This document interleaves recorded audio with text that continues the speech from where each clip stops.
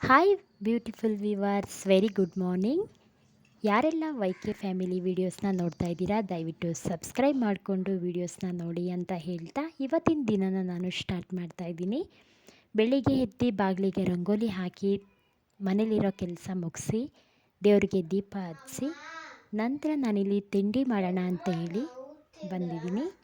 ತಿಂಡಿಗೆ ಇವತ್ತು ಗೋಡಂಬಿ ಕಾಜು ಮಸಾಲ ಮಾಡಿ ಅದಕ್ಕೆ ಚಪಾತಿ ಮಾಡೋಣ ಅಂತ ರೆಡಿ ಮಾಡ್ಕೊಳ್ತಾ ಇದ್ದೀನಿ. ಮೊದಲನೇದಾಗಿ ನಾನಿಲ್ಲಿ ಈರುಳ್ಳಿ ಒಂದು 2 ದೊಡ್ಡ ಸೈಜಲ್ಲಿರುವಂತಹ ಈರುಳ್ಳಿನ ಕಟ್ ಮಾಡಿಕೊಂಡು 1 ಕಪ್ಪಷ್ಟು ಗೋಡಂಬಿನ ಹಾಕಿ ಬಿಸಿನೀರಿಗೆ ಎರಡನ್ನೂ ಕೂಡ ಬೇಯಿಸ್ಕೊಳ್ತಾ ಇದ್ದೀನಿ. ಒಂದು 5 ನಿಮಿಷ ಬೆಂದ ನಂತರ ಇದನ್ನು ನೀಟಾಗಿ ಹೊರಗಡೆ ತೆಗೆದಿಟ್ಕೊಳ್ತಾ ಇದ್ದೀನಿ.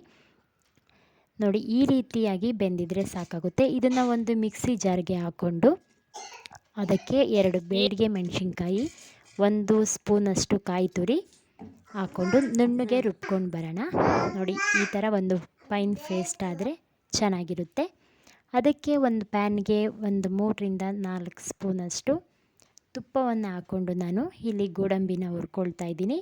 ನಾನಲ್ಲಿ ರುಬ್ಲಿಕ್ಕೂ ಹಾಕ್ಕೊಂಡಿರೋದ್ರಿಂದ ಇಲ್ಲಿ ಒಂದು ಕಡಿಮೆ ಕ್ವಾಂಟಿಟಿನೇ ನಾನು ಗೋಡಂಬಿನ ತಗೊಂಡು ಹಾಕ್ಕೊಳ್ತಾ ಇದ್ದೀನಿ. ಈ ರೀತಿ ಕಂದು ಬಣ್ಣ ಬಂದ ನಂತರ ಇದನ್ನೆಲ್ಲ ನೀಟಾಗಿ ಒಂದು ಪಾತ್ರೆಗೆ ಎತ್ತಿಟ್ಕೊಳ್ತಾ ಇದ್ದೀನಿ. ಈಗ ಅದಕ್ಕೆ ಇನ್ನೊಂದು 4 ಸ್ಪೂನಷ್ಟು ಆಯಿಲ್ನ ಹಾಕ್ಕೊಂಡು ಅದಕ್ಕೆ ಒಗ್ಗರಣೆಗೆ ಸಾಸಿವೆ ಹಾಕ್ಕೊಂಡು ಸಾಸಿವೆ ಸ್ವಲ್ಪ ಸಿಡಿದ ನಂತರ ನಾನಿಲ್ಲಿ ಸಣ್ಣಗೆ ಹೆಚ್ಚಿಟ್ಕೊಂಡಿದ್ದಂತಹ ಈರುಳ್ಳಿನ ಹಾಕ್ಕೊಂಡು ಸ್ವಲ್ಪ ಕಂದು ಬಣ್ಣ ಬರೋವರೆಗೂ ಫ್ರೈ ಮಾಡ್ಕೊಂಡಿದ್ದೀನಿ. ಹಾಗೆ ಸಣ್ಣಗೆ ಹೆಚ್ಚಿಟ್ಕೊಂಡಿರುವಂತಹ ಟೊಮೊಟೊ ಕೂಡ ಹಾಕ್ಕೊಳ್ತಾ ಇದ್ದೀನಿ. 2ರಿಂದ 3 ಟೊಮೊಟೊ ಹಾಕ್ಕೊಂಡ್ರೆ ಸಾಕಾಗುತ್ತೆ ಈ ಒಂದು ರೆಸಿಪಿಗೆ. ನೆಕ್ಸ್ಟು ನಾನಿಲ್ಲಿ ಒಂದು ಧನಿಯಾ ಪೌಡರ್ನ 1 ಸ್ಪೂನಷ್ಟು ಹಾಕ್ಕೊಳ್ತಾ ಇದ್ದೀನಿ ಇದಕ್ಕೆ. ಹಾಗೆ ಗರಂ ಮಸಾಲ 1 ಸ್ಪೂನು, 1 ಸ್ಪೂನಷ್ಟು ಚಿಲ್ಲಿ ಪೌಡರ್ ಖಾರಕ್ಕೆ ತಕ್ಕಂತೆ ಇದನ್ನೆಲ್ಲ ಹಾಕ್ಕೊಂಡು ನೀಟಾಗಿ ಒಂದು ಒಳ್ಳೆ ಮಿಕ್ಸ್ ಕೊಡಿ. ಇದೆಲ್ಲ ಆದ ನಂತರ ನಾವು ರುಬ್ಬಿಟ್ಕೊಂಡಿದ್ದಂತಹ ಮಸಾಲೆ ಏನಿದೆ ಅದನ್ನು ಮಿಕ್ಸ್ ಮಾಡಿಕೊಂಡು ಇದರೊಳಗಡೆ ಹಾಕ್ಕೊಂಡು ಮಿಕ್ಸ್ ಮಾಡ್ಕೊಳ್ಳೋಣ. ನೋಡಿ, ಈ ರೀತಿ ಒಂದು ತಿಕ್ನೆಸ್ ಇರಲಿ, ತುಂಬ ತೆಳುವಾಗೋದು ಬೇಡ. ಈ ಒಂದು ರೆಸಿಪಿ ಕುದಿಲಿಕ್ಕೆ ಸ್ಟಾರ್ಟ್ ಆಗಿದೆ.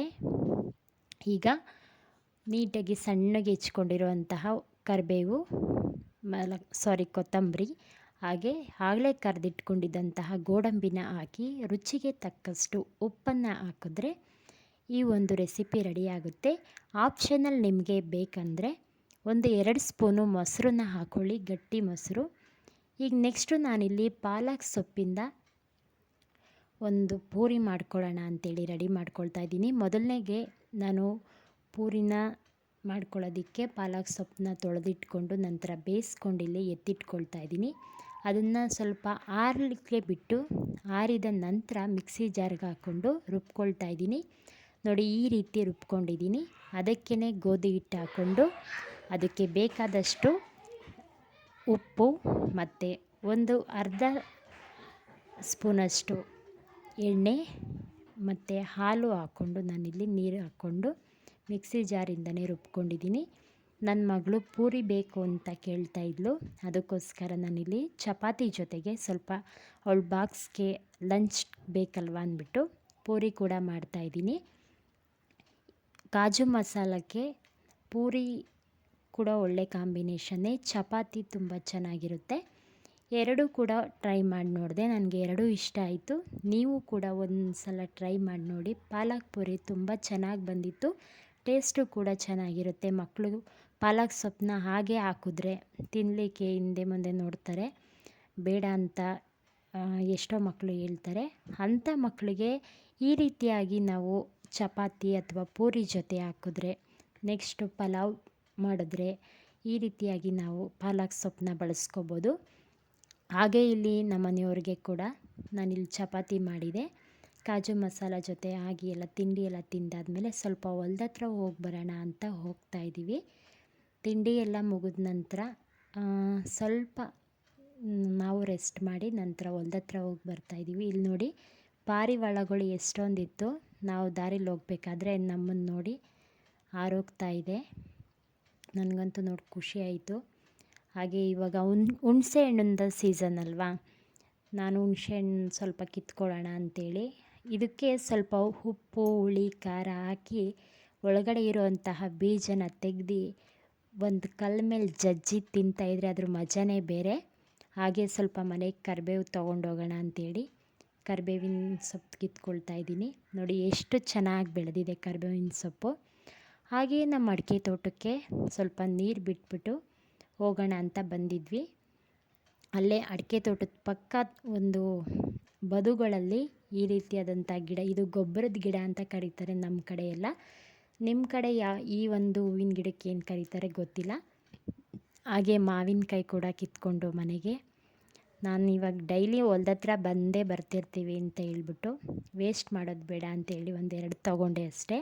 ನೋಡಿ ಅದೇ ರೀತಿ ದಾರಿಲಿ ಬರಬೇಕಾದ್ರೆ ಈ ಹೂವು ನೋಡಿ, ಇದಕ್ಕೇನಂತ ಹೆಸರು ಕರೀತಾರೆ ನನಗೆ ಗೊತ್ತಿಲ್ಲ. ನಿಮ್ಗೆ ಯಾರಿಗಾದರೂ ಗೊತ್ತಿದ್ದರೆ ಒಂದು ಕಮೆಂಟ್ ಬಾಕ್ಸಲ್ಲಿ ಇದ್ರ ನೇಮ್ನ ಹಾಕಿ ಅಂತ ಹೇಳ್ತಿದ್ದೀನಿ. ನೋಡಿ ಮೊದಲೆಲ್ಲ ಈ ರೀತಿ ಹಸಿರಾಗಿದ್ದಂತಹ ಪರಿಸರ ಈಗ ಬೇಸಿಗೆ ಇರೋದ್ರಿಂದ ಎಲ್ಲ ಬರಡಾಗಿದೆ. ಈಗೆಲ್ಲ ಬದುಗಳಲ್ಲಿ ರೈತರುಗಳು ಇದನ್ನೆಲ್ಲ ನೀಟಾಗಿ ಬೆಂಕಿ ಹಾಕಿ ಅದನ್ನು ಬೇಯಿಸಿ ಮತ್ತೆ ಹೊಸ ಚಿಗುರು ಬರಲಿ ಅಂತ ಅಂದ್ಬಿಟ್ಟು ಆ ರೀತಿ ಬೆಂಕಿ ಹಾಕಿ ಸುಡ್ತಾರೆ. ನೆಕ್ಸ್ಟ್ ಮನೆಗೆ ಬಂದ್ವಿ. ಸ್ವಲ್ಪ ನಮಗೂ ಆಯಾಸ ಆಗಿತ್ತು, ಅಲ್ಲಿಂದ ಬಂದ್ವಲ್ವಾ ನಡ್ಕೊಂಡು. ಅದಕ್ಕೋಸ್ಕರ ಮನೆಯಲ್ಲೇ ಒಂದು ಕಲ್ಲಂಗಡಿ ಹಣ್ಣಿತ್ತು, ಜ್ಯೂಸ್ ಮಾಡಿಕೊಂಡು ಉಳಿದಿದ್ದು ಸ್ವಲ್ಪ ಹಾಗೆ ಪೀಸ್ ಮಾಡಿ ತಿನ್ನೋಣ ಅಂಥೇಳಿ ನನ್ನ ಮಗಳಿಗೆ ಕಲ್ಲಂಗಡಿ ಹಣ್ಣಿನ ಜ್ಯೂಸ್ ಇಷ್ಟ, ಅವಳಿಗೆ ಮಾಡಿಕೊಡ್ತಾಯಿದ್ದೆ. ಹಾಗೆ ನೋಡಿ ಇಲ್ಲಿ ನಮ್ಮ ಮನೇಲಿ ಒಂದು ಬೆಕ್ಕು ಸಾಕಿದ್ವಿ, ಅದು ಮರಿ ಹಾಕಿತ್ತು. ಅದು ಒಂದು ಕಡೆಯಿಂದ ಮತ್ತೊಂದು ಕಡೆಗೆ ಅದ್ರ ಮರಿನ ಯಾವ ರೀತಿ ತೊಗೊಂಡೋಗ್ತಾ ಇದೆ, ಯಾವ ರೀತಿ ಕೇರ್ ಮಾಡುತ್ತೆ ಅಂತ ನೀವೇ ನೋಡಿ. ಎಷ್ಟು ಕಷ್ಟಪಟ್ಟು ತೊಗೊಂಡೋಗ್ತಾ ಇದೆ ನೋಡಿದ್ರಲ್ಲ ಸ್ನೇಹಿತರೆ. ಇವತ್ತಿನ ವಿಡಿಯೋನ ನಾನು ಇಲ್ಲಿಗೆ ಎಂಡ್ ಮಾಡ್ತಾಯಿದ್ದೀನಿ. ವಿಡಿಯೋ ನೋಡಿದ್ದಕ್ಕಾಗಿ ಧನ್ಯವಾದಗಳು.